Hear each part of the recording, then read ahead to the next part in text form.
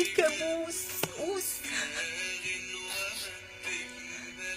يا غنوة ما بتكملش وكابوس اوس اوس. وعليا ويا شماتة أبلة طازة فيا. الناس كلها بتتريق عليا، اصل جوزي حبيب قلبي ونور عينيا عايز يتجوز عليا. ولما قلت له يا حبيبي انت عاوز تعمل فيا كده ليه، قال لي وماله يا حبيبتي فيها ايه. اكيد امه هي السبب. اصلها والعياذ بالله ست مفتريه وخرشيه عايزه تخرب عليا.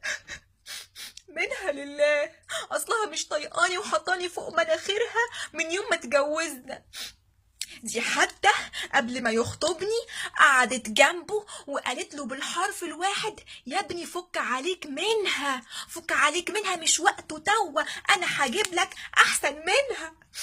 هو النبي ولا تكونش المفعوص اخته، اخته اصلها واحده والعياذ بالله حقوديه وشرانيه وطبعها وحش خالص. ويمكن كمان بتغير مني مش عارفه ليه. وهو يا حرام المحروس جوزي ضغفه وضعيف الشخصيه. وهاليا ويا شماتة أبلة طازة فيا. اعمل ايه في الناس دول ناس زبالة في البوبالة. ايوه هي دي، ربنا يرحم بقك يا كافون، الناس الزبالة في البوبالة.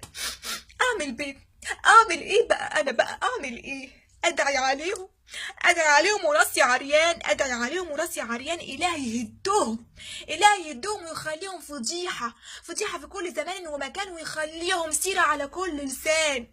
الهي وانت جاهي الرحمن المنان، الهي توديهم في 60 الف داهية.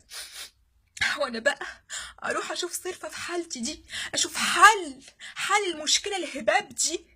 وإلى اللقاء في اللقاء القادم حتى أحكي لكم عن الأحداث القادمة، وربنا يقدم اللي فيه الخير.